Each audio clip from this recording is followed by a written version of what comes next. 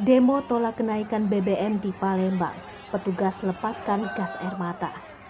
Aksi demo tolak kenaikan BBM di depan DPRD Sumatera Selatan, Kamis 8 September 2022 berlangsung ricuh. Bahkan, petugas terpaksa melepaskan gas air mata untuk membubarkan massa. Ditambah lagi, petugas kepolisian dari Brimob lengkap dengan peralatannya dalam keadaan siaga. Kerusuhan itu berawal dari aksi mahasiswa yang membakar ban. Tiba-tiba rombongan petugas kepolisian dengan tameng dan tongkatnya masuk ke barisan massa pendemo untuk mematikan api. Aksi petugas yang berusaha mematikan api itu tiba-tiba mendapat perlawanan dari mahasiswa. Lemparan botol air minum dan batu pun seketika melambung ke udara. Asap putih dari APAR mengepul di tengah-tengah kerumunan massa. Tidak hanya itu, tembakan water cannon dari mobil petugas pun sempat beberapa kali mengarah ke arah mahasiswa.